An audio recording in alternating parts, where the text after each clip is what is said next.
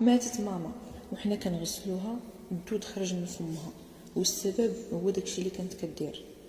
انا هي اللي جات عندي المغسله كتجري وقالت لي اجي تشوفي امك حالتها كيفاش دايره، وجهها كحل والدود خارج من فمها بسبب داكشي اللي كانت كدير وهي في الحياه. انا بنت عندي 22 عام وخويا عنده 18 عام. عشت انا وماما وبابا وخويا واحد العيشه يورثى لها، واحد العيشه ديال القهر مع الوالده.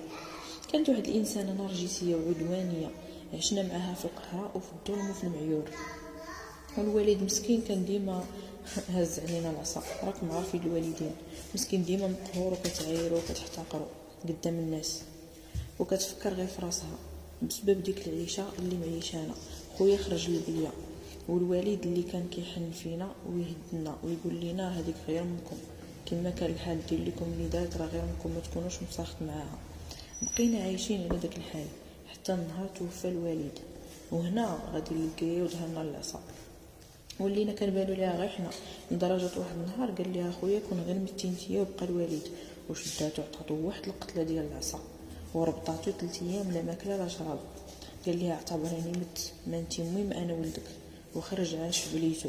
ولينا كل ساعه كنسمعو ضرب شي حد راه مشدود، كنسمعوا ليه غير الهضره الخايبه، ما كناش كنسمعوا ليه شي حاجه زوينه.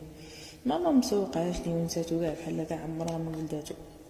مشات الايام وجات الايام، عشت مع الوالده 8 سنين ديال العذاب.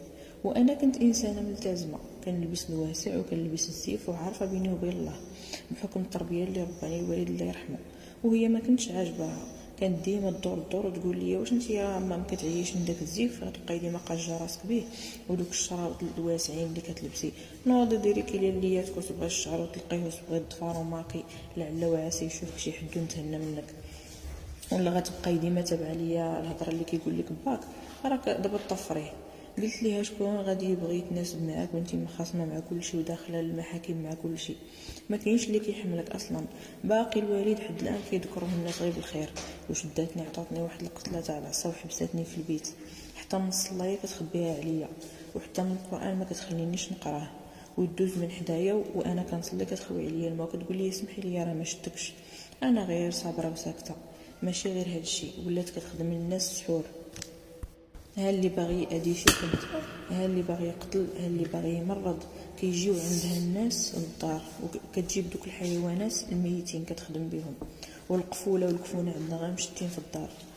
نهار هضرت معاها ونصحتها، قالت لي شوفي ما حدك كتاكلي عندي وعايشه معايا، شوفي وسكتي، راه هادشي هو اللي فيه الفلوس وهو اللي كنصرف به عليا وعليك. وإلا ما عجبكش الحال الباب وسع من كتافك. الا بغيتي تعيشي في هاد الدنيا خصك تاذي الناس قبل ما تاذيك، خص الناس يخافوا منك كما كيديروا لي انا. وهي راه ما حامله حتى حد، ما كرهواش تموت. كيعيطوا عليها الناس باش يسولوها على الشغل ديالهم، واش كدفنوا في المقبره ولا لا. هادشي كامل كنسمعوه وحضرت ليه. المهم بقينا على هاد الحال حتى لواحد النهار كنتفاجئوا بها ماتت، وجهها موت الفجأة. جات السيده باش تغسلها شويه وجات كتجري عندي، قالت لي جي اختي، جي اختي دخلت تشوفي داكشي اللي كنشوف. دخلت للبيت فين كيغسلوها ولقيت ماما في حاله خايبه ووجهها كحال بحال الفاخره، وحتى ملامحها ما بقاوش. واللي كتر من هذا الشيء الدود كيخرج ليها من فمها. انا بقيت مصدومه، ويليش هذا الشيء، والريحه خانزه بزاف لدرجه السيده قالت لي انا ما نقدرش نكمل الغسل تاعها. قولي لي امك اش كانت كدير؟ قلت المهم حضرت راسي ما قدرت نقول لها حتى شي حاجه. قالت لي وغير شوفي ما نجيش نقول لك كمل لك هادشي. وانا بحكم تعامل الوالده مع الناس حتى حد ما بغى يغسلها معايا وحتى حد ما حضر الجنازه تاعها كاع وكاع ما تسوقوا. والحمد لله كنت ديجا حضرت الغسل ديال بنات صاحبتي، المهم كنعرف شويه. صدقت انا اللي كملت الغسل ديالها وكنغسل فيها وكنبكي وكنقول يا ربي دير ليها شي تاويل ديال الخير في قبرها.